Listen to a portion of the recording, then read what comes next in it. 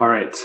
Welcome, everybody, to the July 43rd District Democrats meeting. Thanks for being patient with me there. I had to fill up my water glass because it's pretty warm in my apartment, and I'm sure many of us are dealing with heat. So hope you all are managing to stay cool. So I will call this meeting to order. As always, want to introduce the folks that are going to be helping us out tonight. Morgan McMurray is our meetings and events chair and is helping to monitor the chat and to unmute folks and make sure everything runs smoothly. So Morgan, do you want to wave real quick and introduce yourself? Hi, everybody. Yep. So if there are any, loud motorcycle going past my apartment. Okay. And, so if you have any questions, put them in the chat. You can raise your hand. Any help with WebEx? Yeah, and really briefly, we are echoing somewhere, so folks could keep themselves muted. Really briefly, want to say that we are going to do things a little differently. We don't have that much business on our agenda this meeting, but when we do, we're going to, you can seek the floor via the chat. We recommend using the raise your hand function, which is on the participants list. But we're not going to take motions directly from the chat. We will, you can use it to seek the floor if you need to, and otherwise we will call on people, unmute them, and then have them state their motion. Our hope is that it just makes things a lot clearer as to who has the floor and where things are going in the meeting. Up next, want to introduce Ellen Eads as our secretary. Thank you, Ellen. And then Scott Forbes is going to be serving as our parliamentarian. Really appreciate Scott joining us. And yeah, I think that's most of what we need to cover to begin things. So with that, we should approve our agenda. That is here. Annabelle has her hand raised. Sorry. Yes, I wanted to quickly tell those of you if you are dialing in only, if you are just on the phone and you're not using the WebEx application, you can raise your hand by pressing *3 on your phone. And I believe if you press star and then 3 again, it'll lower it. So FYI. Great. Okay, so very briefly, we want to approve the agenda and see if there's any modifications to that. Morgan, can you share? I put a link to the agenda in the chat, but Morgan, can you give me permission to share my screen briefly? Yes, 1 second.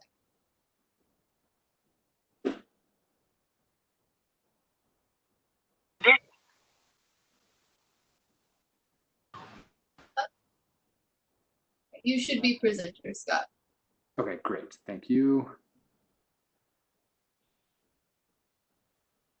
Okay, fantastic. So I hope that you all can see our agenda tonight. It isn't quite as long as it was last month, so I think we'll be able to get everybody out on time. We're starting off with agenda and minutes. We have guest speakers from the Washington Against Discrimination Act, I believe. Did I get that right? Yes. So that's fantastic. Looking forward to hearing from them briefly. Then I'll give a brief chair's report. We have some new PCOs to elect. We have some new PCOs to appoint. Sorry, that's what I meant, new PCOs to appoint. We have a PCO committee chair position to fill. Then we'll run into committee reports and an update on our get out the vote work for the primary and what we need from all of you to make sure that we turn out as many Democrats as possible in our district. Annabelle is going to give a brief update on our resolutions process. We saw the need for improvements last month. I really appreciate everybody sticking with us through that process. and then we're going to do a brief kind of distributed update on the on defunding the Seattle Police Department, which we passed a resolution in support of last month. So are there any modifications to the agenda that folks would like to make? And I will say that I cannot see people's hands being raised or the comments well, so let me know if there's anything. Okay, scrolling through the list, I'm not seeing anything. Okay, so if there's no objection, we will approve our agenda. Any objections? Okay, seeing none, we will approve the minutes from our July meeting. I do want to highlight, we sent out an email regarding this, but just want to make sure that everybody is very clear that when we went back and reviewed our voting results for the endorsements meeting on Initiative 131, which was the tax Amazon measure, our tally formula was not counting the few ballots that said voted for no position, and those ballots actually changed the result of our vote on that from a endorsed position to a takes no position on that. So just wanted to highlight that. Annabelle, did I cover that correctly? Yes, I believe you covered it. Okay, great. If anyone needs more information on that, you can go to our website and see that. The tally committee put together a really fantastic report on all of that. So are there any other corrections to our July meeting minutes?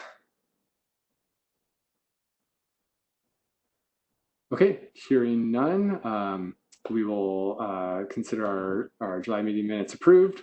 So with that, we'll go to our guest speakers, and I see Mariah on the call. Are you there, Mariah? Yes. Hi. Awesome. Yes. Can you hear me? We can, Great. yeah. So Mariah is going to speak to us about the Washington Anti-Discrimination Act.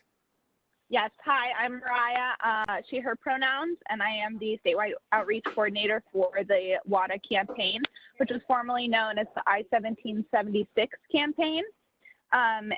What we are is we're kind of a reboot of the I-1000 campaign that unfortunately lost in referendum 88 on the ballot last November by about 1% of the vote.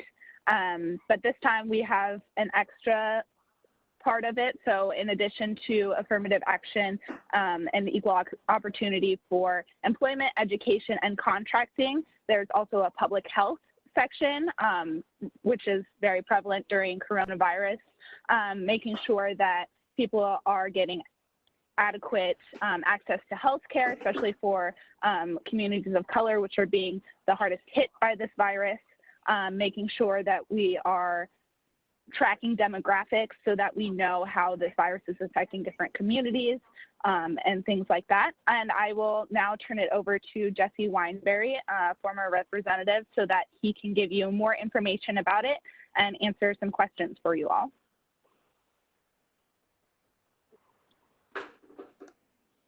Yes, hello, Jesse. Are you there? Can you hear me? Yes. Yes, we can. Welcome. It's good to be back in the 43rd after many, many years.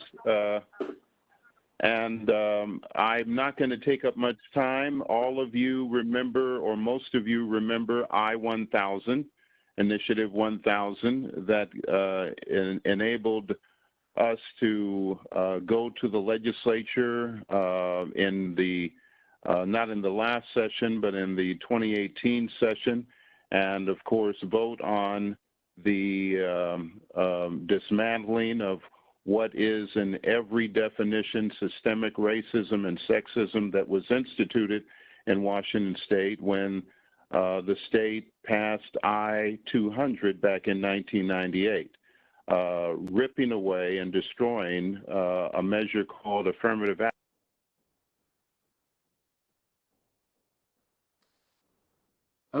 It looks like Jesse's muted. Yeah, Jesse, Hello. speak again. Hello? Hello, we can hear you now. Okay, and so hopefully I'm not repeating myself, but we're bringing you the successor to I-1000. Initiative 1000 was the initiative that attracted more signatures for an initiative to the legislature than any other in the history of Washington State. It was voted into law by the state legislature. Both the House and Senate voted overwhelmingly to put it into law, and then a referendum known as Referendum 88 ended up taking us all the way down to 1% on the ballot, and we missed passing I-1000 by roughly 1% last November. So the initiative, now known as the Washington Anti-Discrimination Act, is the successor to I-1000. It not only dismantles systemic racism in education, employment, and contracting, but also public health. We urge the 43rd District to do as many districts have done, including the King County Democrats, the Pierce County Democrats, and more recently the Snohomish County Democrats, and endorse the Washington Anti-Discrimination Act as soon as possible. I know that may not be possible tonight, but hopefully at the next available opportunity, you'll be able to vote on and hopefully unanimously pass the resolution endorsing the Washington Anti-Discrimination Act. Mariah and I are happy to take any questions, but thank you for giving us this time tonight. Yeah, thanks so much for presenting. Do folks have any questions? And I guess one thing that we discussed earlier, this new initiative is going to go to the legislature, correct? And is your hope that the legislature will pass it before it gets sent to the voters again? Well, you're right. There's two kinds of initiatives in the state, as many of you know, an initiative to the people and an initiative to the legislature. This is like I-1000, which was an initiative to the legislature. Our goal is to get it. Our goal is to take it before the legislature and work with legislators, both in the House and Senate, on the strategy after that point. Our strategy may be to let it go straight to the ballot, or it may be to vote it into law. So we're going to leave that decision up to our legislators, but we want to make sure they have the choice, and that's why we're going to gather the signatures necessary to submit it to the legislature when they convene in January. Okay, great. And I do see our two representatives, Representative Frank Chop here, and Representative Nicole Macri is also on the line. And I know that they're very aware of our support for I-1000 and for affirmative action in Washington State. And I'm grateful for them passing I-1000 last year, despite the referendum, and looking forward to, I think our body will wholeheartedly support this initiative at our next meeting in September. Is Speaker Chop there with you? He is, yes. Okay. Well, hello, Frank. Frank was instrumental in the victorious passage of I-1000, and we look forward to seeing him again.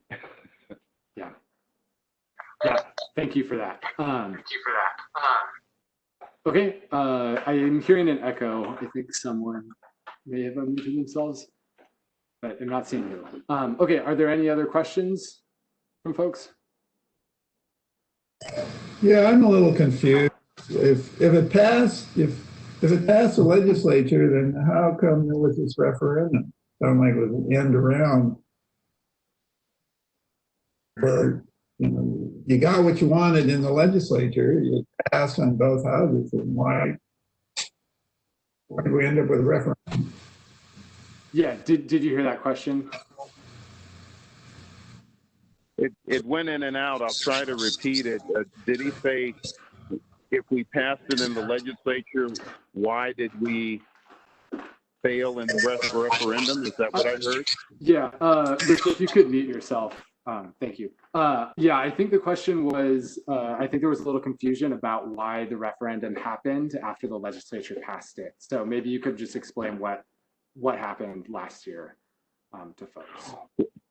Well, I'll tell everyone the not pretty truth. Tim Eyman was very convincing with a group of Chinese citizens that most are first generation from China, and he convinced them that if I-1000 passed, it would eliminate seats for them in our colleges and universities, which was never true. They believed and campaigned on that narrative, and they are the ones who filed the referendum to overturn what the legislature had done. And we have worked with them. I think the good news is that we have met with them and worked with them. There's now language that at least a large number of that community has participated in drafting and has approved that makes it clear that nothing in the Washington Anti-Discrimination Act will prevent them from applying to our colleges and universities and, assuming they meet all the qualifications, being accepted. And so we hope that they will not be as fiercely opposed to this initiative as they were to I-1000. But that, unfortunately, is the ugly truth. Tim Eyman actually used fear to create dissension within the communities of color to defeat our efforts by 1%. We are determined not to allow him to do the same maneuver again. Yes. Okay, thank you for that. I hope that cleared things up, Rich. Could I ask one quick question? Yes. This is Al. Ali. Is there any way to get it on the ballot this year? I'm just thinking off-year elections are always more conservative, and the fact that it was in 2019 instead of 2020 probably was a big factor in why I got defeated last time. Is there anything you can do to have it fall on an even year? Well, one of the things that we, well, I'll answer the first question, and that is there any chance that it could get on the ballot this year? Based on the rules in Washington State for initiatives, we would have had to have had over 325,000 signatures by July 2nd. I think in any other year of our lives, other than this one with COVID-19, and the stay-at-home orders and the reductions in gathering and the number of people who can gather at events, that would have been no problem. But it was nearly impossible to get signatures face-to-face this year. Our goal is to overcome that between now and December 31st, when we will get the signatures for the legislator, for the initiative to the legislature. And remember, last year, we almost won. And I think it would be, the Washington State voter landscape is changing. Even in odd years, we elected a number of Democrats in our local city and county elections. And so I'm quite optimistic that we will have a tailwind coming out of 2020 and coming out of the legislative session, that if it's on the ballot in November of 2021, we will be victorious this time. I believe that 1% will be in our favor. Yeah, thanks for that question, Al. So we do have to move on, but just to wrap up, how can folks help out if they want to sign or help you gather signatures? Thank you for that. Right now, the initiative that we started for the initiative to the ballot or to the people was 1776. We still have that website that is getting a great amount of traffic to learn about the initiative, and also to also enable volunteers to sign up. So please go to yeson1776.com. In the coming days, the Secretary of State will be giving us a new number. We don't know what that number will be, but whatever number we receive, we will, of course, announce it to all of the legislative districts in the state, and you'll be able to go to that new website under that new number, hopefully before the end of this month. All right. I see that we have put the yes on 1776 in the chat for folks. And yeah, when we get that, when you have that new number, let us know and we can direct folks there. So thanks so much for the work you're doing and for letting us know more about it. No, thank you, Scott. And should we return in August 1st. Oh, pardon me? I hear someone in the background who is unmuted. What were you saying? Yeah, Scott, when should we have a representative of the campaign return for the endorsement vote? That will be on Tuesday, September 15th. Okay, thank you very much, and thanks for having us tonight. Yeah, really appreciate it. So, Thank you all for your time. yep, thanks, and we'll follow up offline, Ryan and Jesse. Okay, I don't believe we have any other guest speakers here. So moving on to my chair's report, I don't have too much to say. It's been quite a few months. I'm really excited to see that King County Executive Dal Constantine has come out and committed to closing or repurposing the youth jail by 2025. I'm really excited to see that our Seattle City Council on Monday, yesterday, they now have passed both the Jumpstart Seattle tax and the spending plan to give COVID relief, fund the Seattle Green New Deal, and build affordable housing. I'm really excited to see that 7 of 9 city council members have committed to defunding the Seattle Police Department by 50%. We are seeing folks, the folks on the street, the protesters, community groups who've been advocating for these changes are making a difference. We're seeing progress, and am very encouraged by that, and encourage all the folks here who have done so much work on that and been on the streets yourself or advocating in your community for these changes, or your council people. Keep that up. And as we're going to get into later this meeting, the thing that we're really good at as an organization is folks not knocking on doors this year necessarily, but getting out to vote, whether that's calling people, text making folks. We'll go over kind of the different ways we're going to do that, but the next few weeks really matter for that, and are going to be important as we get really ramped up for the general election this fall. So really appreciate all the work that our board's been doing to put all this together, and excited to share it with you. So moving on from my chair's report, we're going to appoint 3 new PCOs today. And if they are on the call, I would love for them to introduce themselves briefly. So is Greg Moga on the call? Looks like he is. Yeah, I'm on the call. Hey, yeah, do you want to just introduce yourself? Good evening. This is Greg Moga. I'm happy to be up for PCO. I'm resident of Madison Park, and I'm on the National Board of the League of Conservation Voters. I'm on the local board of the Nature Conservancy, the board of the Student Conservation Association, and I'm just happy to get out there and try to help. Thank you very much.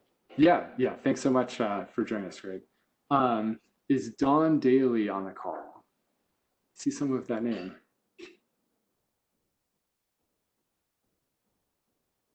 Me. Hello, yes.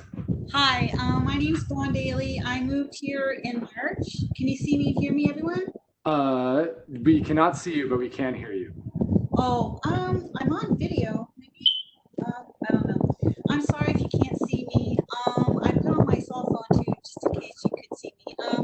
I moved here in March from Olympia, and I was PCO for the Legislative District 22 in Olympia, and I'm really happy to come here and help serve my community and you all in any way and capacity. I'm at the University of Washington. I'm part of the museology program, and I also I have been volunteering as much as possible with the homeless organizing community and with CHOP, Forest CHOP as well. So Yes. anything I can do to help y'all, I'm very honored to do so. And Yeah. and I'm also a person of color. I'm a Korean American, so maybe with the 1776, I could possibly help with the ID, get that ratified. Yeah, that would be fantastic. Welcome to Seattle and welcome to the 43rd. It's really great to have you. Thank you so much. And then Eric Gonzalez. Hey there, can you hear me? Hello, yes. Great. Hi, my name is Eric Gonzalez Alfaro. I am running for PCO, and I'm hoping to get appointed to this position. I've been a PCO in the past, and I'm first-generation Mexican-American. I work as a legislative director for a statewide civil liberties organization. I used to work for the State Labor Council as their legislative director in One America as well. So I'm pretty knee-deep in public policy, and I really like organizing. So looking forward to getting back into the party politics. Yeah, thanks so much for your work on public policy and for your work for the 43rd and Democrats elsewhere. Okay, so I will say that we have a really great group of 3 PCOs that we're going to be appointing tonight. And then we also got a surge in applications from folks who ran for PCO but hadn't been appointed to vacant precincts. And unfortunately, we didn't get those in by our 10-day deadline. So we will have those, a longer list for folks at our next meeting in September. So with that, I would entertain a motion to appoint these 3 wonderful folks as PCOs. Ooh. All right, I think we got that. Thanks. Okay. Is there still an echo? Okay.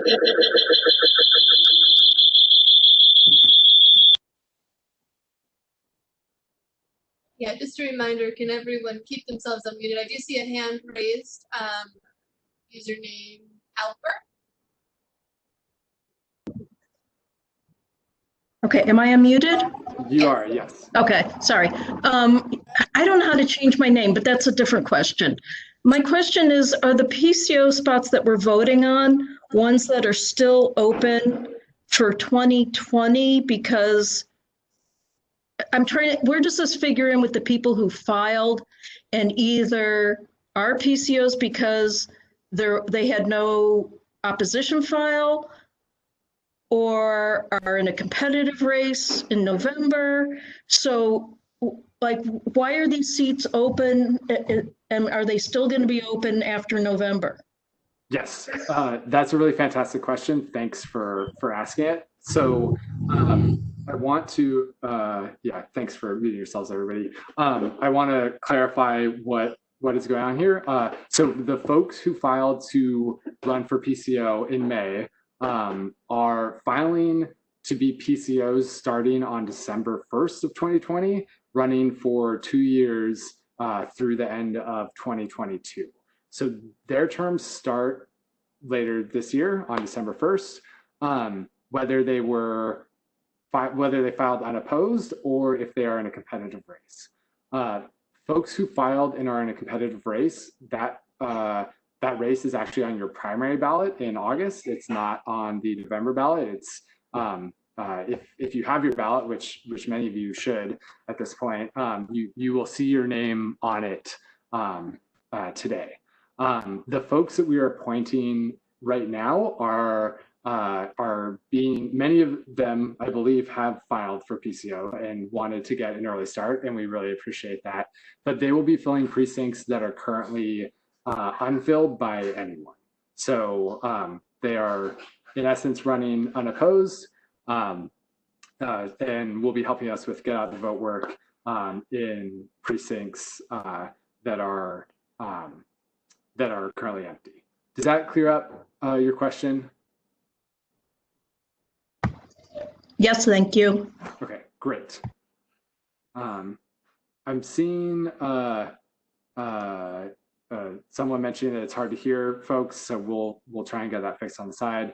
Okay, so Amy had moved to approve the appointments of these PCOs. Is there a second for that?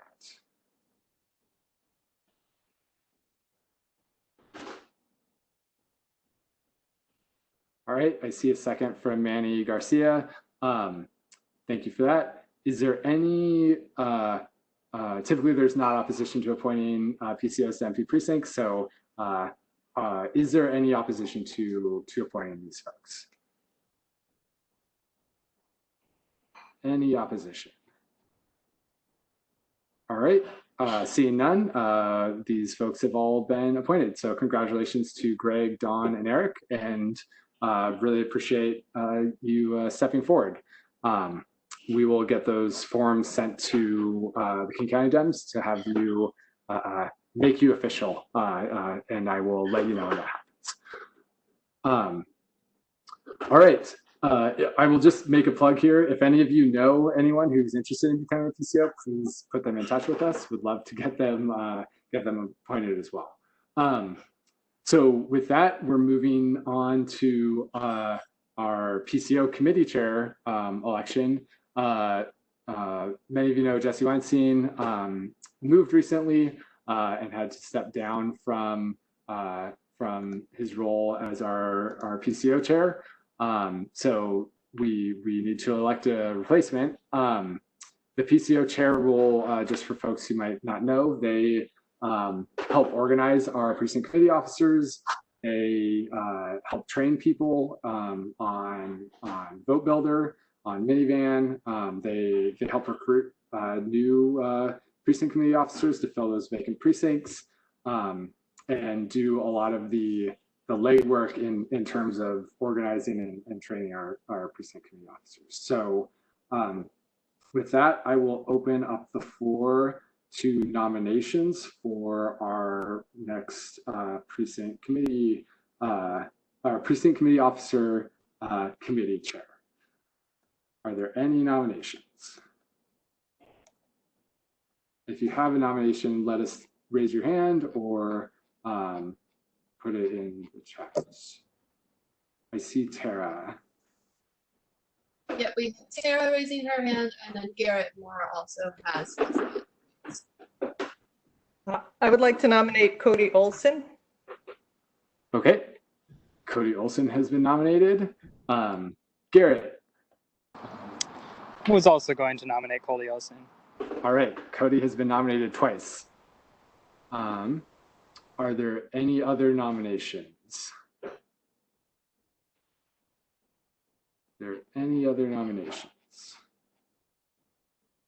All right, and one last time, are there any other nominations?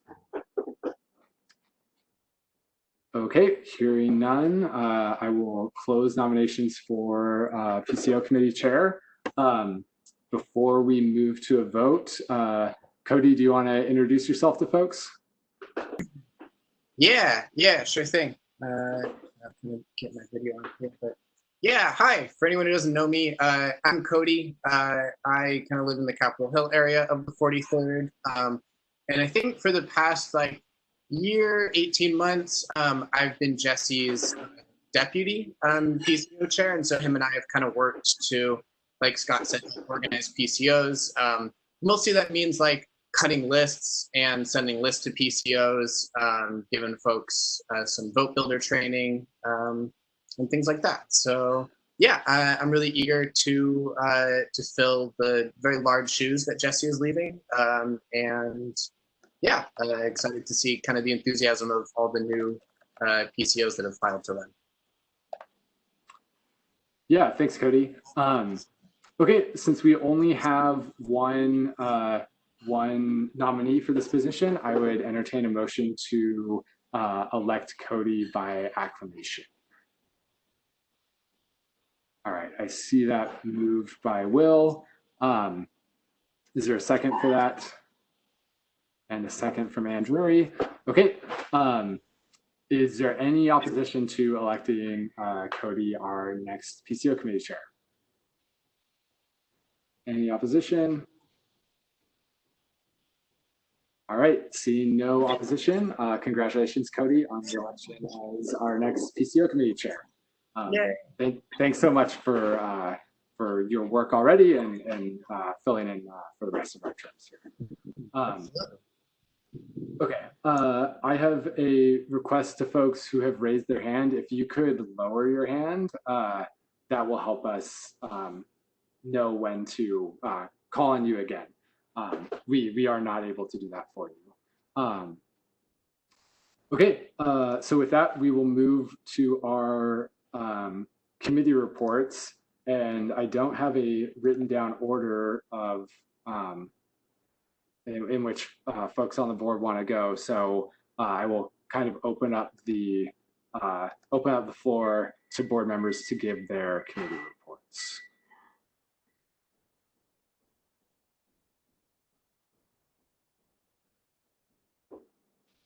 I know that some of you had some.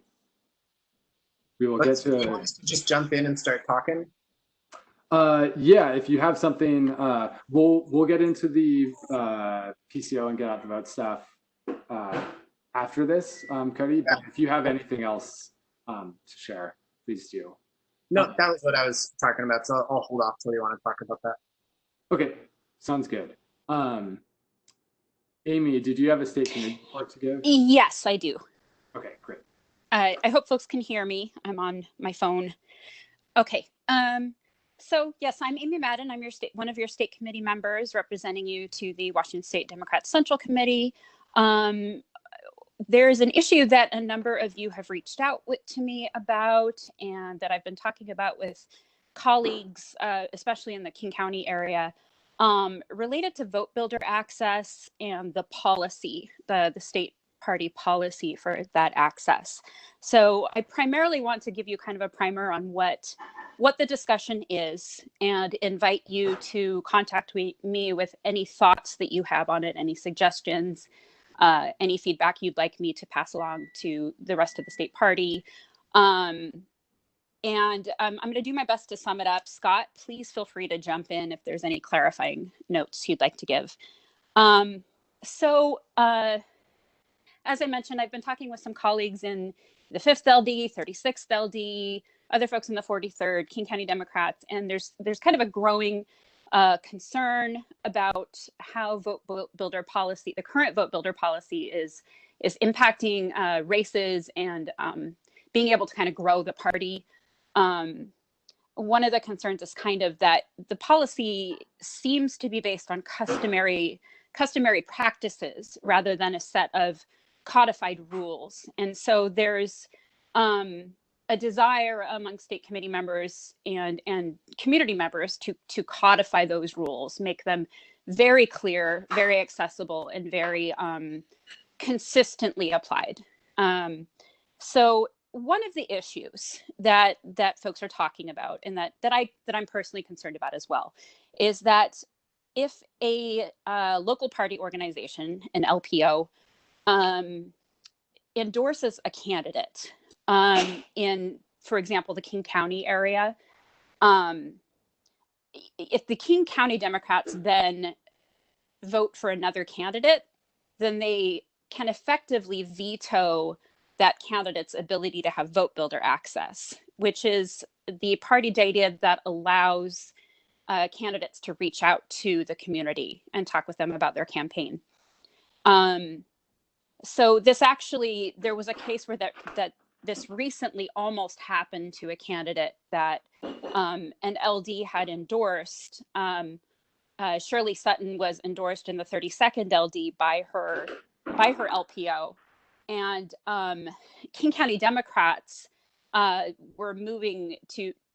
They had to actually reconsider the question of endorsing Shirley Sutton because they didn't want to deny her vote builder access, and so they reconsidered a vote on Shirley to make sure they would not be effectively vetoing her access. And what we're kind of hearing from King County Democrats folks is that they don't want to be in the position of making the decision about whether a candidate has access to vote builder.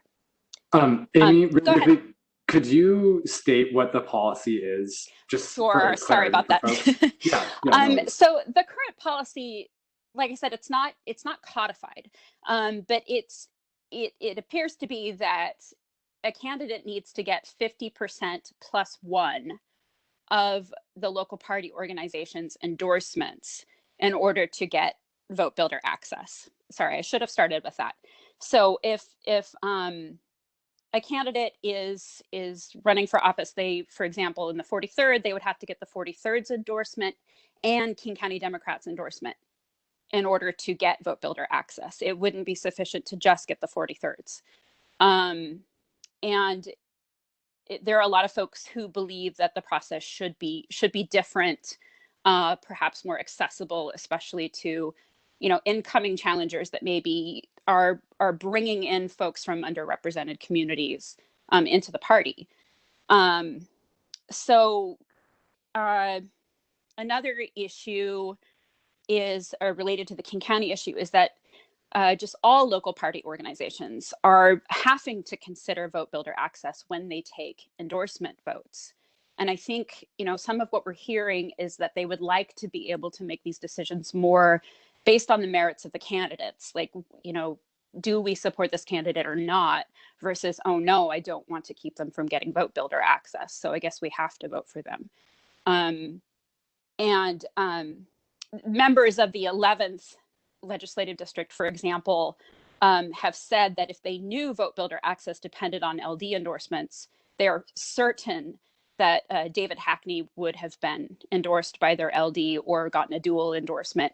David is a Black representative of the Black community, and the LD would have wanted to support him in having that access.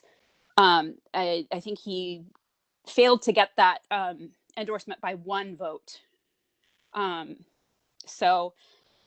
another issue with this is that the state central committee, what I'm certainly hearing from my colleagues in the King County area is that they want to have more of a voice and a role in making these decisions on the policies. So I'm very hopeful that going forward that with the continued requests and desire of state committee members to have more involvement and review this policy, that we'll be able to have more of a voice in making those decisions. One thing that was said is that the former state committee had made this decision. A number of us have gone through and combed through emails, state committee meeting notes, anything, trying to find information about LPO endorsement rules or data access, and we have not been finding that. Several of us have really combed through a lot of stuff and have not been able to find that. So, and another part of this is that all of this is happening in very safe districts, very blue districts. There's no challenges from, no credible challenges from any right-wing or Republican candidates in these districts where this is a controversy. And there's a concern that I've heard from a number of you as well that this may depress the vote. And one concern that I certainly have is that it prevents party building. So, our Democratic Party is strongest when we are a big umbrella group, right? When we are a big tent organizations, and that, we're reaching out and bringing people in, communities that have been on the margins, young people, renters, folks of color, folks with disabilities, other folks. But, when you think of renters alone, we're having a hard time reaching renters as a party. but certain candidates, you know, certain challengers are tending to represent renters more. And when we allow them to have this vote builder access, they're able to go through and build up our party data, clean up our lists, so to speak, meaning that we find out, you know, who are the strong Dems, who are the folks willing to vote with us, you know, what is their contact information. It just brings in invaluable data. And all of these folks end up voting more for Gail Tarleton, Jay Inslee, other candidates that are, you know, being challenged by strong or running against strong Republicans. So, and, you know, we in the 43rd, we understand that every LD has different needs, but, you know, we need something that works all across the state is the sense of things. And just to name a few of the candidates that have been impacted by this policy, Ingrid Anderson in the 5th LD was not able to get vote builder access, whereas Mark Mullet was. Mark was not endorsed by his LD, but he still has the access because he's the incumbent. David Hackney missed the vote builder access by 1 vote in the 11th LD. Charlotte Mena is a young leader of color who was not able to get vote builder access. And then, you know, we have Jesse Murray, of course, in the 43rd, who was not able to get vote builder access. And yeah, so we don't know what the perfect policy is, but clearly something needs to change. And I really encourage folks to reach out to me or Scott, any of the 43rd leadership, with any feedback you have, any ideas you have. My contact information I will put in the chat. And it's WSDCC_Amy@43rddems.org, and I'll put that in the chat. Anything else to add, Scott? Sorry, I was muted myself. No, I don't have anything to add. So thanks for covering that. I guess my question would be to you would be on a slightly different topic, which is, do you have any updates on the national convention? The national convention is the in-person convention is canceled. It is going to be all virtual to protect people's safety, thankfully. That's going back to, and that's going to be happening in August. Happy to put any other updates in the forum. It looks like we have Drew Estep on the call as well, and I'm sure he'd be happy to answer any questions. He's one of our state party leaders. Yeah, thanks. It sounds like Linda has a question. Yeah, this is a question for Amy, and let me put my video back on if I can. So a couple of things with the sharing of Vote Builder. I know that electronic methods have changed things, but I remember in the 43rd, when I was on King County, when I was our rep to King County, we got King County to agree not to endorse before an LD had endorsed. But this has now put a different twist on it. And I'm wondering at what point that former rule was changed of they don't endorse until the district weighs in. And the second part of my question is, I remember our talking about sharing our lists, which were at the time computer generated, but never shared with anyone except the district itself. And if a candidate wanted the list, what they got was a set of mailing labels. Now, I know that goes way back to prehistoric times, but the principle is the same. Your list is your gold. It's what we operate on, is who we know and who we have contact with. So is it to our advantage to be sharing Vote Builder as opposed to getting a download into Vote Builder when the candidate has gathered their information, if they care to share it? Yeah, thank you for those questions. I think there were clearly a few different points there. Tara, did you want to answer the King County part of that question? Yeah. Just to the rules haven't changed at King County. King County does not endorse in a legislative race or any race solely contained within one district, which would be like more local races in the suburbs.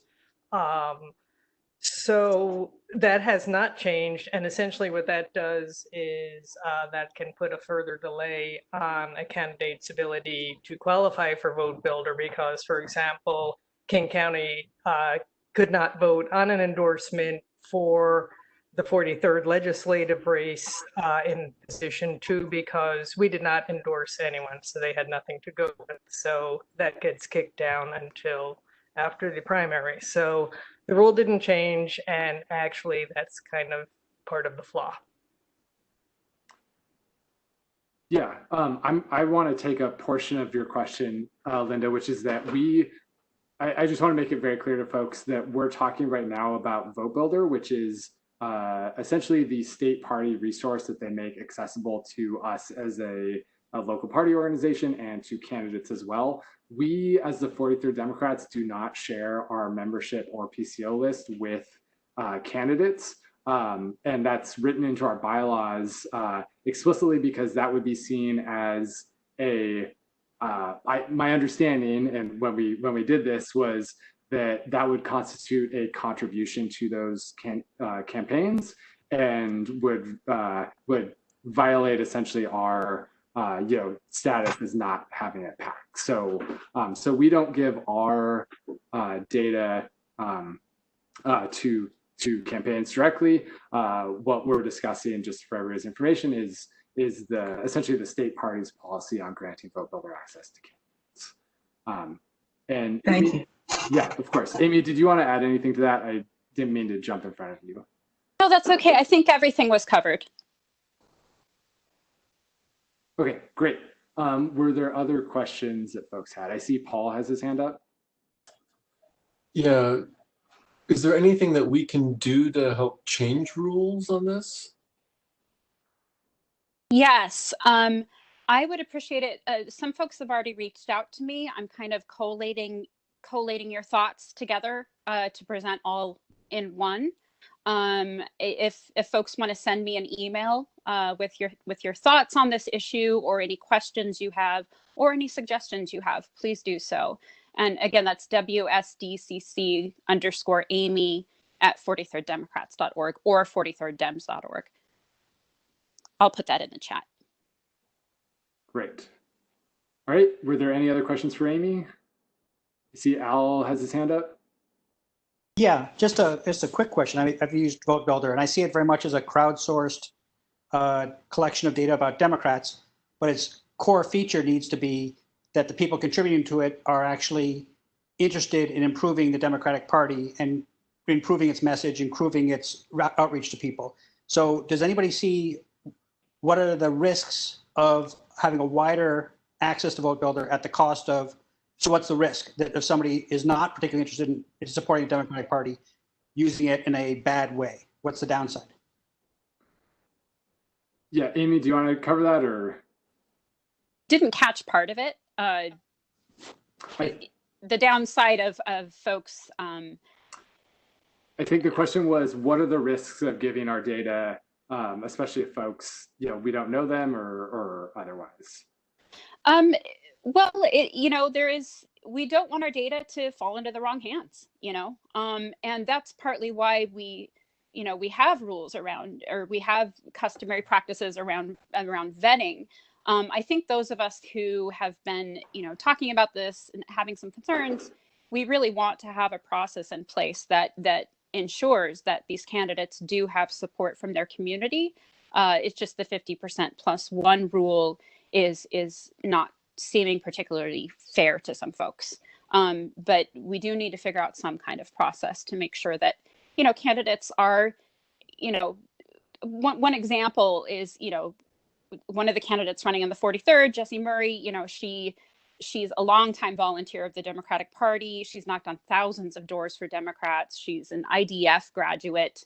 Like she's proved that she's very aligned with the party and working for the party. So I think that there should be ways to vet candidates.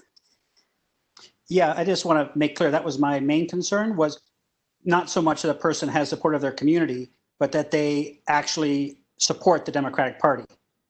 You know, how do we make sure that's the case, as opposed to not really being interested in advancing the Democratic Party? Yep. Yeah. Sure. Thanks for that, Al. I think that's a really valid concern. So thanks for mentioning it. Okay. I'm not seeing any more questions. Am I missing anybody, Morgan? Not that I can. You did get your question answered. Please do go ahead and lower your hand. Other than that, questions coming up in the chat are getting answered, it looks like. So Yeah. just let us know. Okay, yeah, that sounds good. I see, Sophia, your question about the contact info.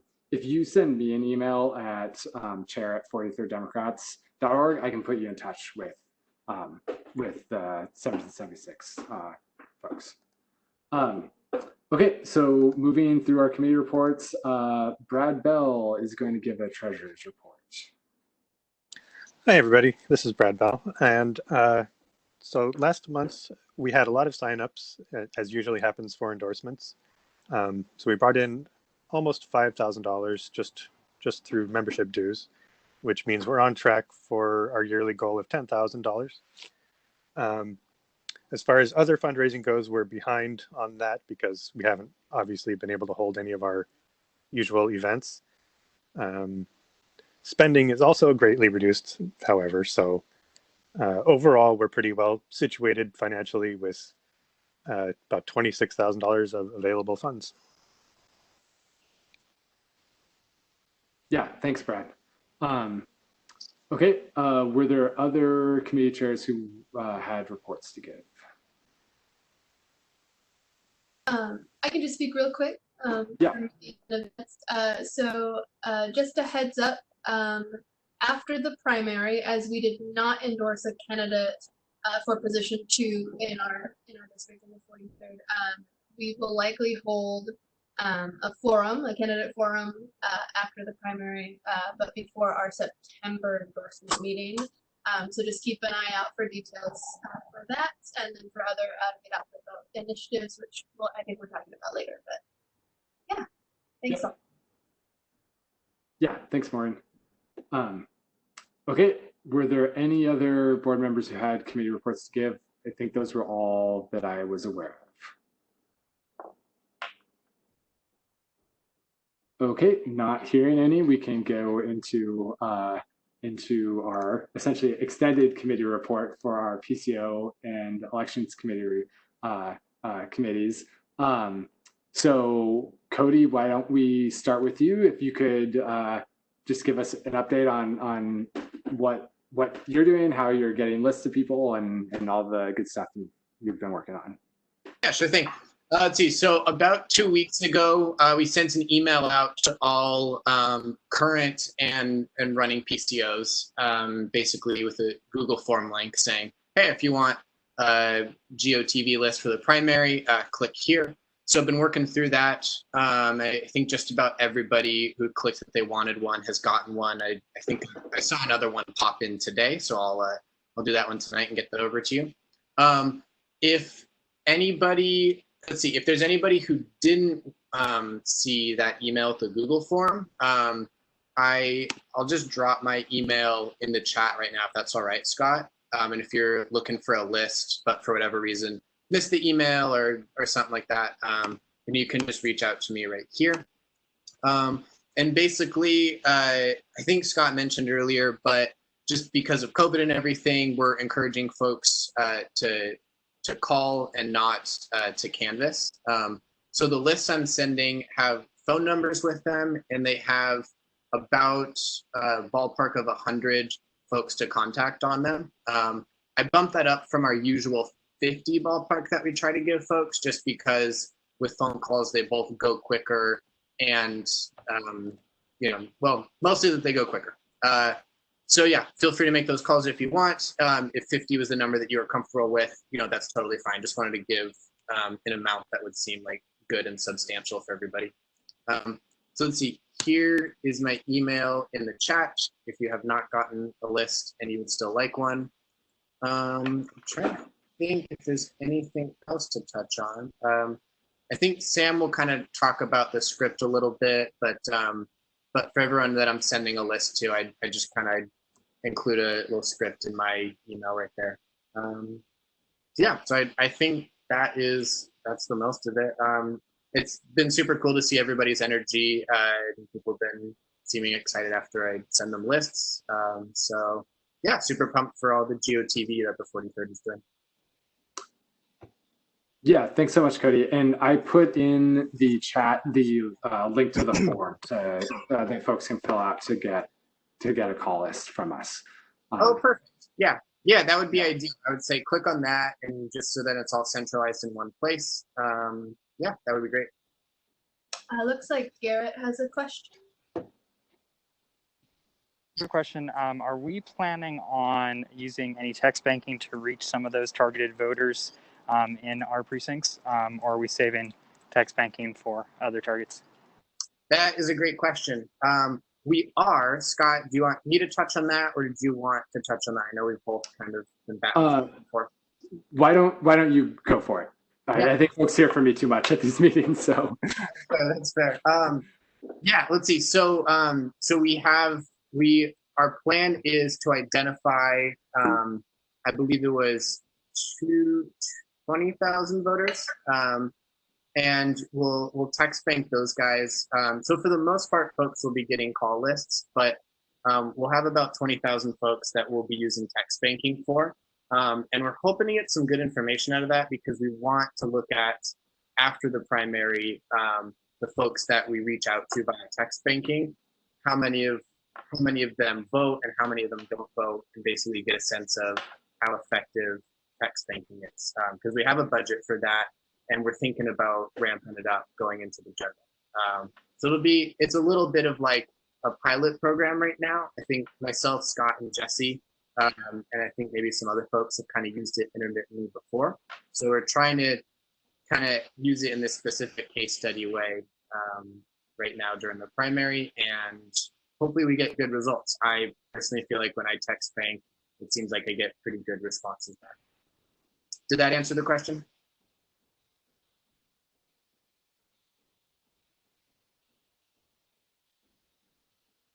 Get off mute. Yes, thank you very much. Yeah. Thanks, Garrett. And just to expand upon what Cody said there a little bit, is we think that in your own precinct, calling is still, we would recommend door knocking if it wasn't for the public health emergency. But we think calling is the best way to get deeper connection with your neighbors. You can try texting personally from your own phone, and then we're going to try and use our text banking software for the broader swath of the 43rd. I see, Paul, is your hand up for a new question, or is that from previous? Paul's hand has disappeared. Sorry, before. Yeah, no worries. Okay, so did I hear, was Sam going to go over kind of just the messaging that we're using, or? Yeah, I would be happy to. Great.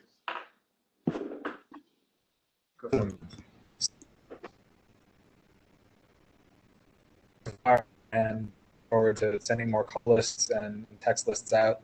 So we're really going to focus on support get out the vote here. So since ballots have already dropped, just asking folks, have you received your ballot, and what's your plan for returning it? And so I think, for folks that have canvassed before, this will be very familiar, that it's just about the psychology of committing to another person that you have a plan to vote.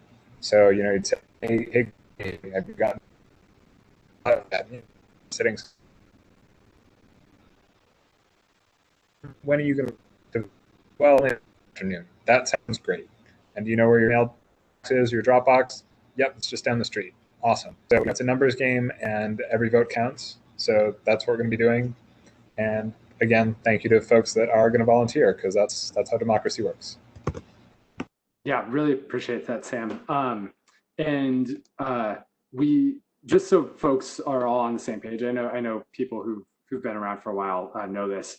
The 43rd doesn't have a PAC, so we cannot spend money supporting our endorsed candidates directly. So we are really focusing on getting folks to vote. We know that the 43rd is massively Democratic, right? Over 90%. We have good information on who those Democrats are, and we know that the votes in our district make up those make up the margins in some of these statewide races that are really important. So everything you do as a 43rd volunteer will be get out the vote, helping remind people to vote.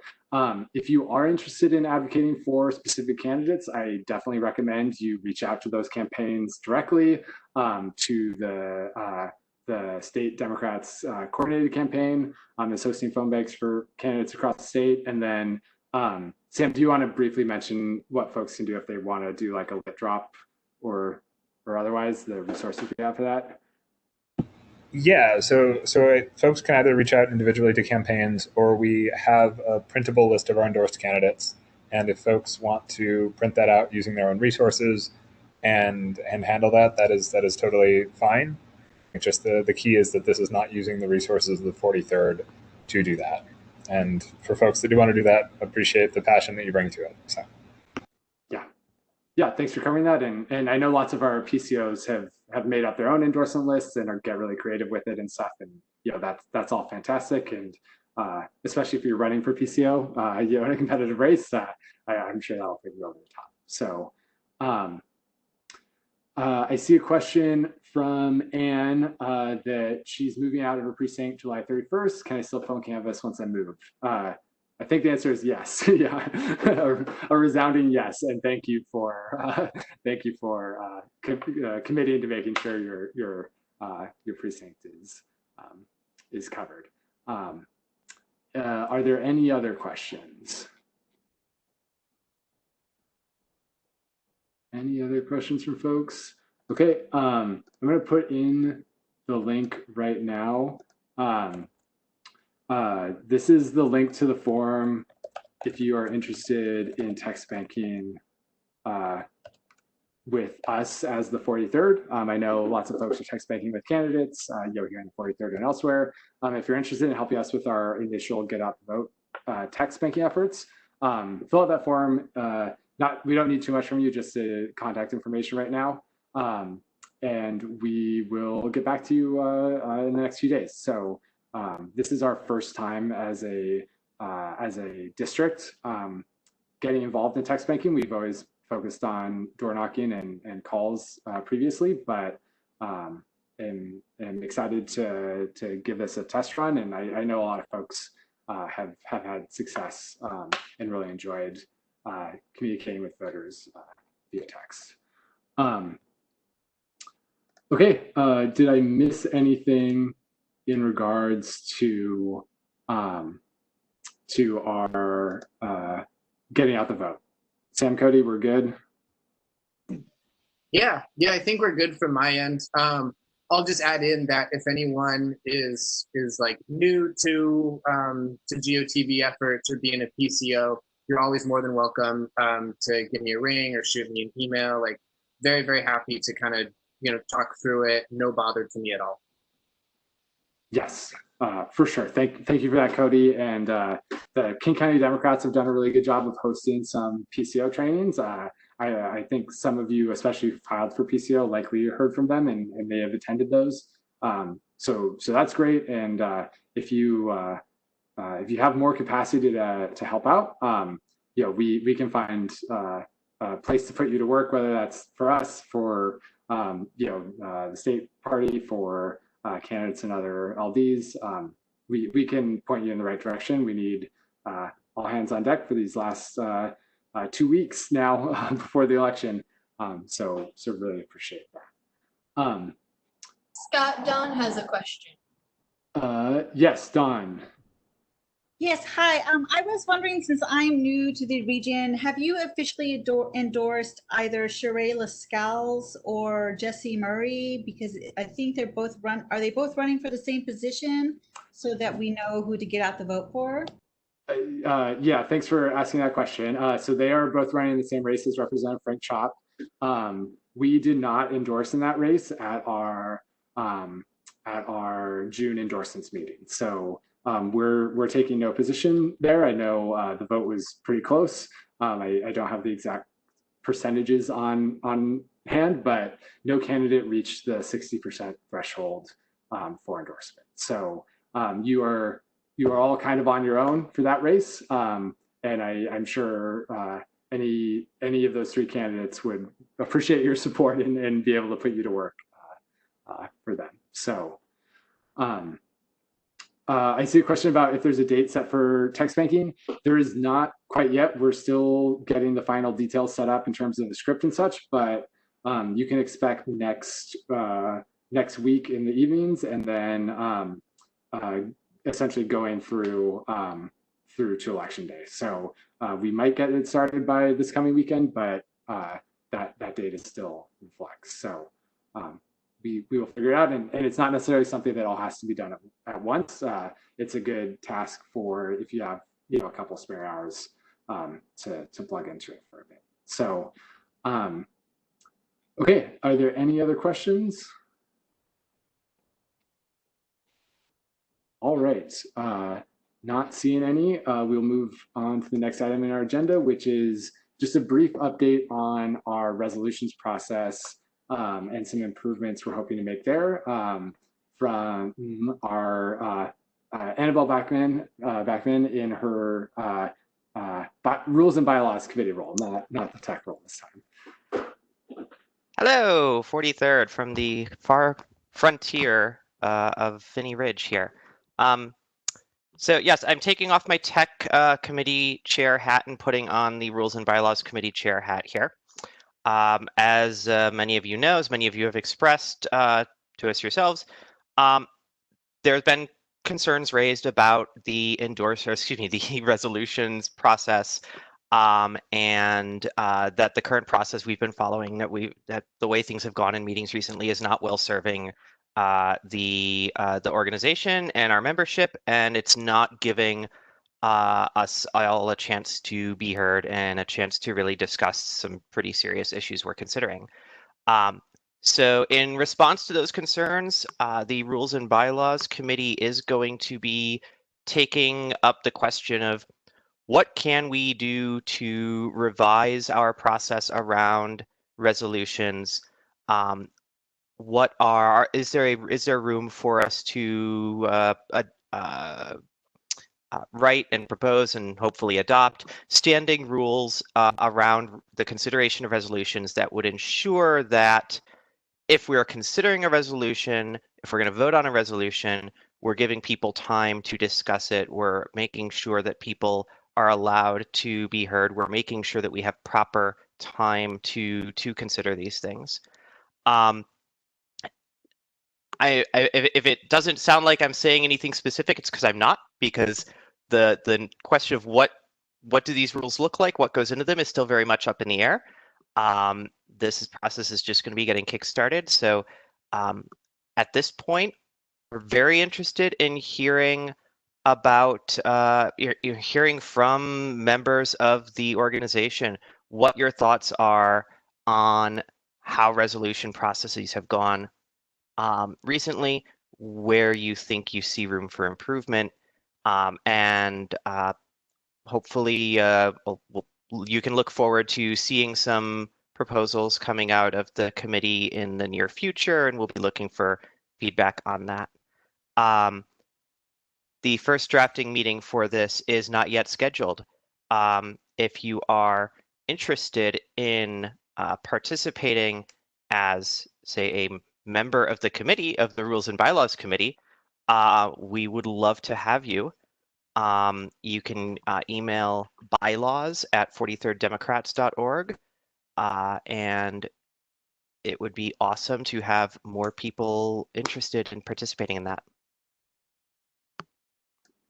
Yeah, and just really briefly about the schedule is, and first to say, I think we all have a good or a decent understanding of what we'd like to see our resolutions process work like. It was maybe simpler in when we were able to meet in person, and things were a bit more straightforward there. So we're not looking to develop a really complicated new process, but just want to make sure that things are clear to people, and we don't end up with some of the confusion that we had last time, which I know was not what any of us wanted.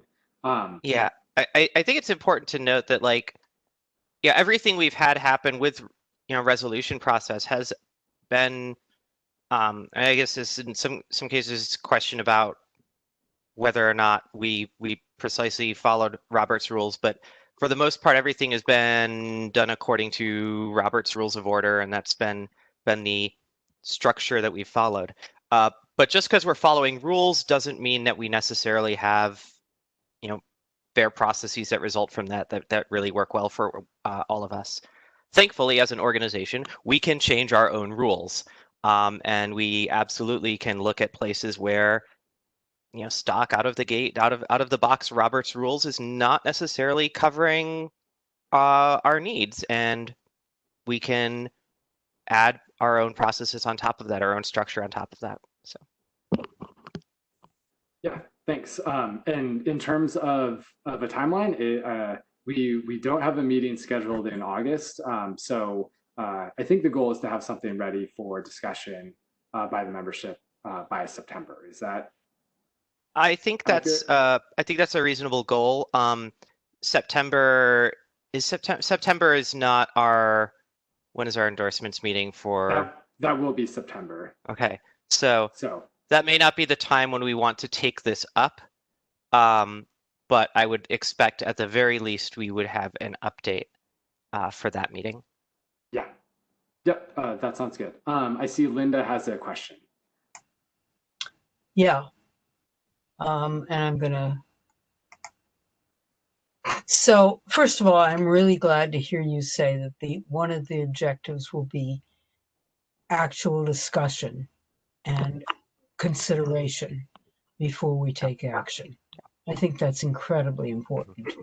And I want to point out that this is a problem that goes back long before we had to be on Zoom. This isn't about parliamentary procedure. It's partly about building the agenda, the order in which things are considered. So I look forward to what you come up with, and I'm glad we're doing this. Thank you. Yeah. Thank you, Linda. And yes, I think you are very right. You're absolutely right to point out that this is not it's not just an immediate issue. It's an issue that's been a challenge for some time. And I absolutely think scheduling concerns is something that we should look at. And the question is, what kind of rules can we craft that will give us, that will improve things and help us rather than hinder us. But that's for the committee and the larger organization to work out. Yeah, thanks. I see Drew has a question about the agenda. Drew, could you maybe unmute yourself and ask your question? It's not clear to me exactly what you're going for. Oh, sure, no worries. Linda just said that one of the issues was structurally around the construction of the agenda, and I was just curious, is that connected to the rules for resolutions and how that's put together, or is there rules for how the agenda has to be structured, or can we just make that change administratively? Yeah, so the agenda is really just put together by the executive board and then adopted at the beginning of the meeting,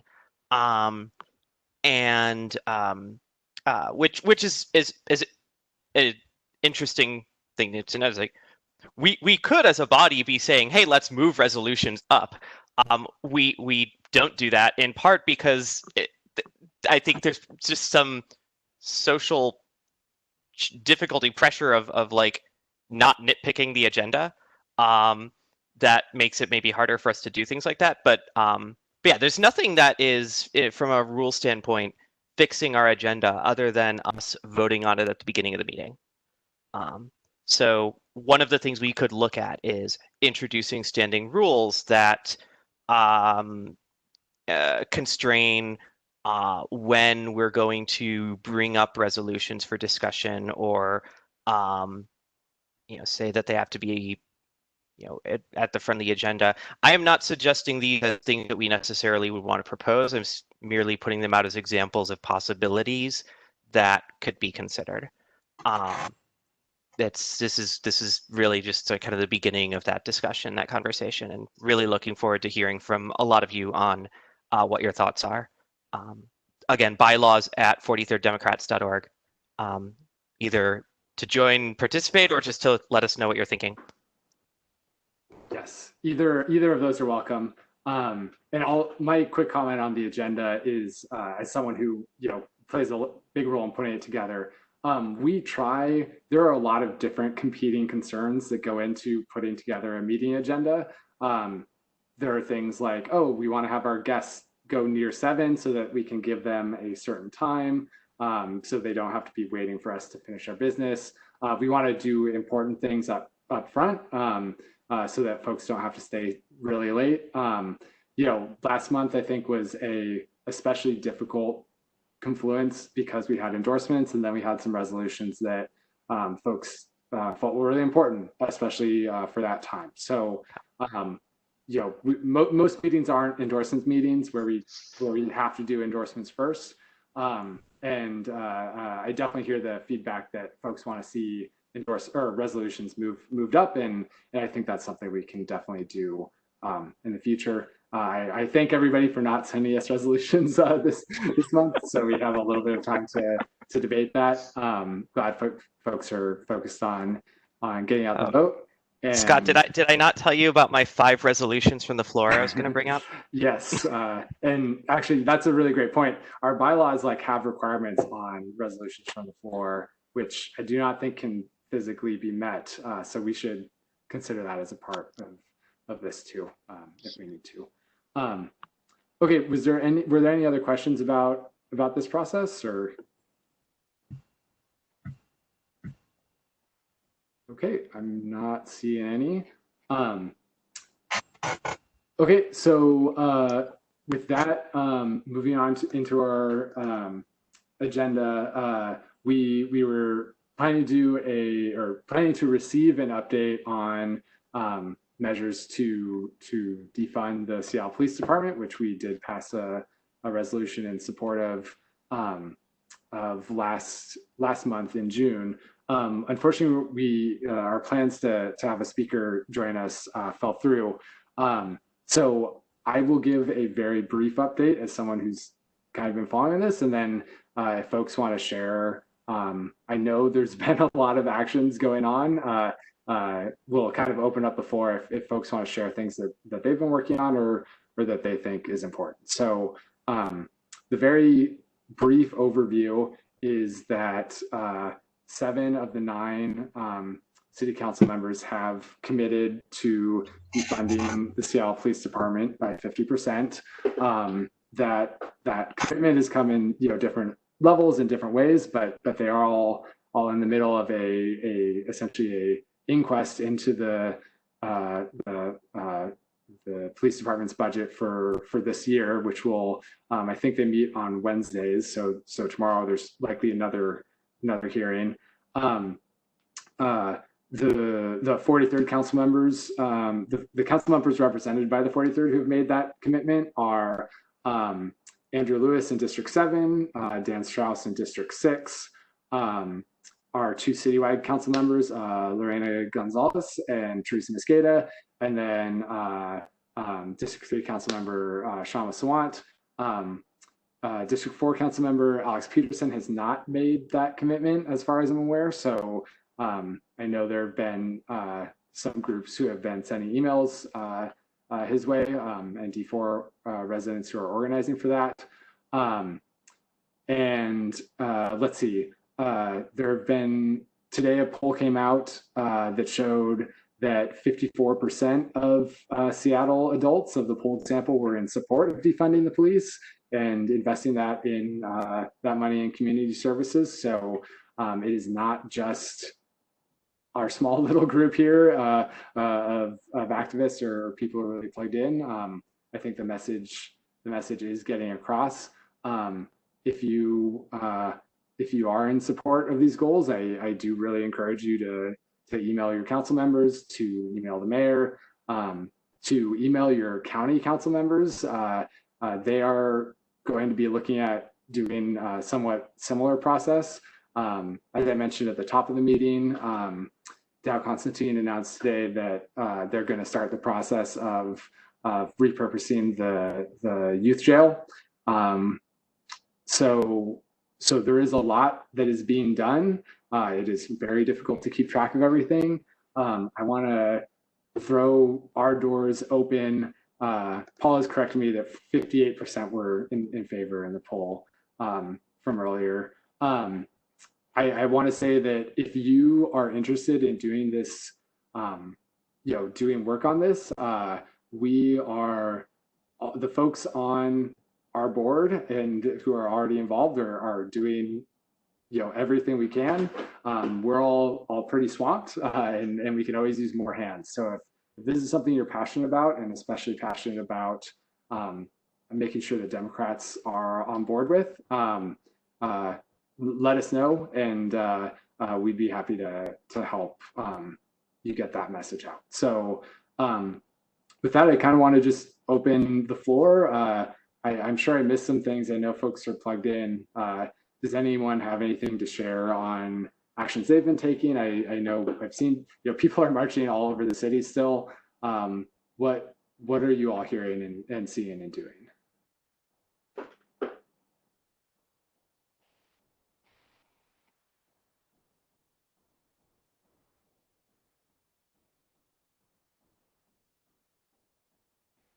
Does anyone want to talk about calling into city council meetings?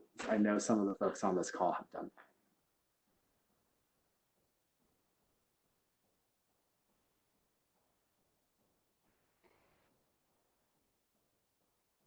that. Scott, I can throw in here a little that the defund SPD resolution has passed in a number of LPOs at this point. So the 43rd, the 36th, King County Democrats, I believe, or have they not gotten to that yet? They did. Okay. They have. Yes. And are you aware of any other orgs that passed that as well? Which ones did you 37th. say? The 37th, 46th, 43rd, 36th, and King County, I believe. Okay. Yeah. So lots of support for defunding SPD and reinvesting that money into communities. Yes, definitely. There was a town hall with Dan Strauss that was right before our meeting. Was anyone able to attend that? And could you maybe give us an update?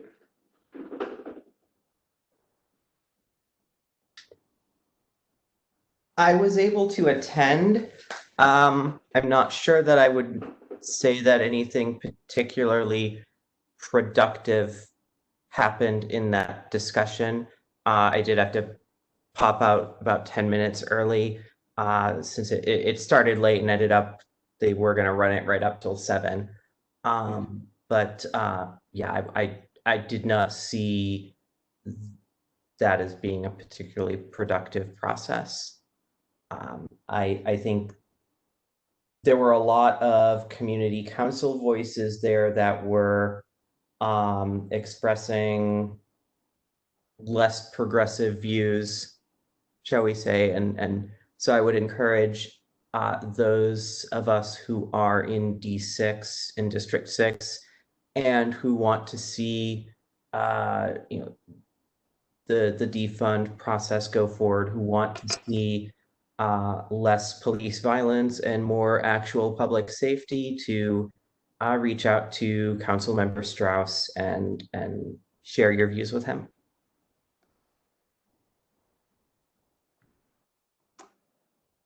Yeah, thanks for that, Annabelle. Does anyone else have anything to share on this topic, or actions that they're organizing or helping to participate in?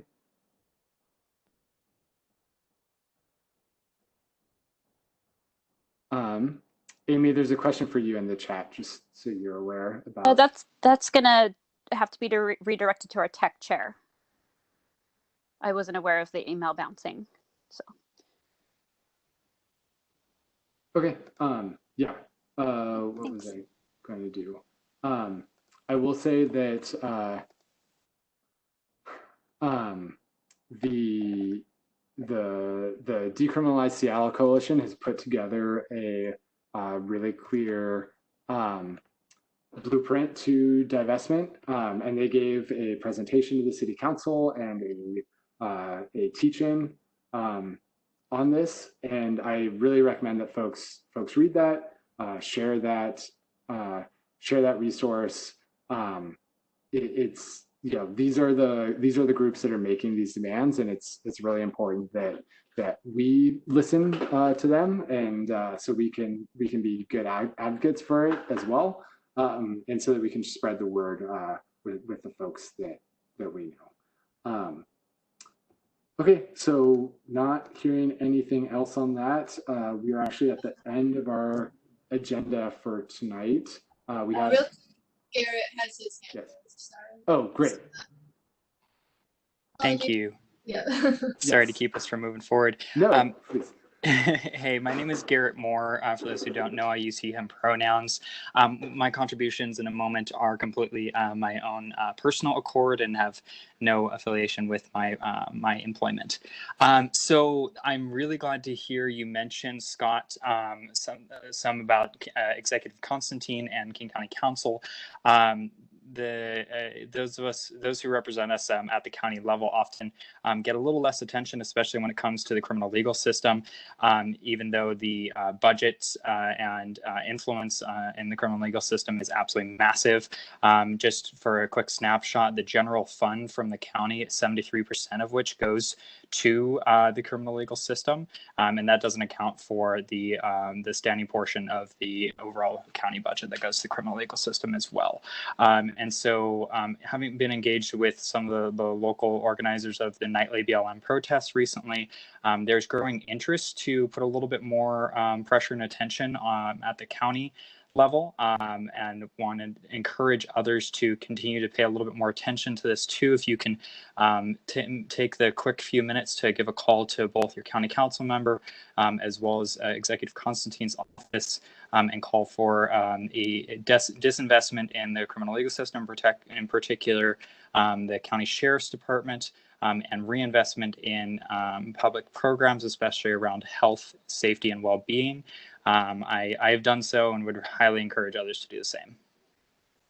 Yeah, thanks so much for that, Garrett. And while you were speaking, actually, I remembered what happened earlier today when I was watching the King County Council meeting. Is they have approved an amendment to the county charter, which would make the sheriff's office an appointed position rather than an elected position at the conclusion of this next term in 2021. So that will be on our ballots for the general election, and we will be discussing that further at our September endorsements meeting. So I don't have any links handy to good resources on that, but would just encourage folks to read up on that. It's kind of a new topic. It's a new topic to me. Some of the benefits and drawbacks, and I think we're going to have a really healthy discussion on that. So just want to make sure that's on all of your radars.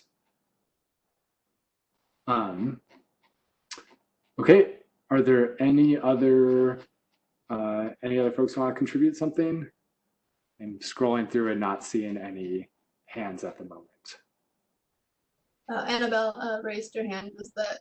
Oh, Yeah, I just wanted to note, King County, if you're wanting to contact your King County council members and unsure of who your council member is, I'm pasting a link into chat to the King County Council Find My District page. You put your address in there and it will tell you who your King County council member is.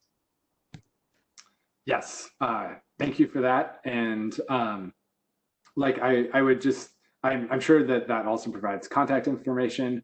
And as when we're contacting all of our electeds, whether that's our city council people, our elected 43rd reps, who we are pretty confident support us on various issues, and especially on this issue in King County, Gurmai Zahalai, who represents many of us, has been a real champion, and Jeannie Cole-Wells and Joe McDermott have also done good work and are somewhat in support. We need to. A part of what's happened over the past few months is elevating this as a priority to them, so they know that this is something we care about, that this is something we need them to do now, not in the near future, not put off for a couple of years while we study it. We need impacts now. So please go for it. Please give them a call like Garrett suggested. It really does make a difference. I think I heard city council members say that they had received an absolutely massive number of contacts in regards to these issues. So folks are emailing and calling, and we need to keep that up. So, okay, was there anything else? All right, not seeing anything. We're moving to the new business portion of our agenda, of which I'm not aware of any. So does anybody have any new business for the body? Okay, not seeing much. We will move to good of the order. So if folks have something to share about campaigns they're working on events that are coming up, now is your chance. Please raise your hand and we will get you called on and unmuted.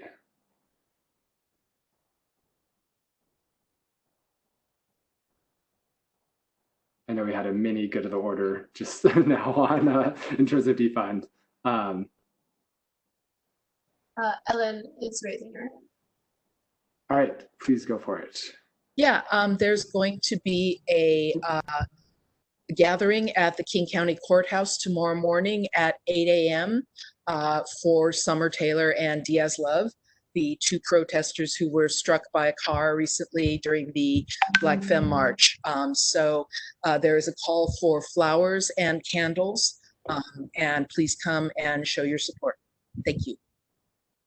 Yeah, thank you so much for sharing that, Ellen.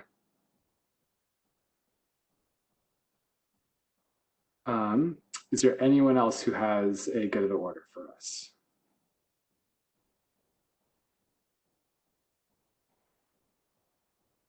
Okay. I see Anne Drury. Anne, do you want to unmute yourself and just say something real quick, or we can leave it in chat too? I just want to say a quick thank you. I have learned so much from the current board and from so many of you here. And I look forward to hopefully in the 46 kind of getting some synergy between the two districts. And I know I'll be active there as well. But thank you so much. And thank you, Nicole Macri, Representative Macri, and all of you on the board. So that's it. Yeah, thanks, Anne. For those who weren't reading the chat, Anne is moving from the 43rd to the 46th. And we're going to miss you, Anne, and all of your activism and work as a PCO. And yeah, it'd be great to work on things with the 46th. So looking forward to hearing from you there. I see Amy shared the link for the event for Diaz and Summer in the chat. If I may, I can add to that a plug for folks to make sure that you're plugged into the 43rd Democrats Forum on Facebook. If you're on Facebook, I can post that event in the forum, and you can look there for future discussion resources around defunding SPD and other actions. Yep, and I just put a link to that in the chat as well. So if folks want to hear about this, we try and post things to our Facebook page, and they get posted in the group as well. But yeah, great place for updates. Anything else? All right, I see Dawn has shared that on Friday, July 24th, there's going to be a reading of James Baldwin's The Fire Next Time, and a screening of I Am Not Your Negro will be held at the Jimi Hendrix Park on behalf of the Black Collective Voice at 6:30 p.m.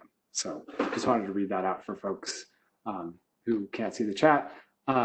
And I will just say one thing very briefly, which is that one of the candidates that I'll be doing a little bit of work for outside of our district is Twina Nobles, running in, I think it's the 28th LD. It's in Tacoma. Washington doesn't have any Black senators in our entire state Senate. Trina is running against Steve Oban, who is a awful Republican. I think this is the race to watch. There's a lot of investment in it. I've donated to Trina's campaign, and really encourage folks that if you're looking for a race that is really competitive, that's one to watch out for. So Sophia, I think, seconds me that she is amazing. So yeah, just want to put that on the radar as a race I'll be making some phone calls for. All right, seeing nothing else, I will entertain a motion to adjourn.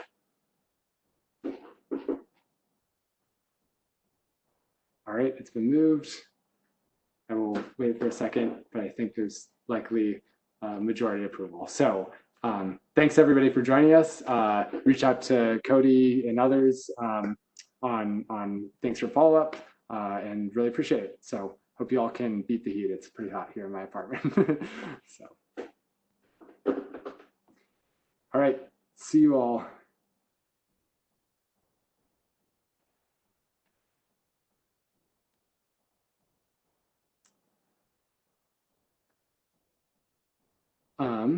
Morgan, are we able to save the chat again? So just about to be. Okay. I know. I think we're getting better at this. There's a system. Yeah.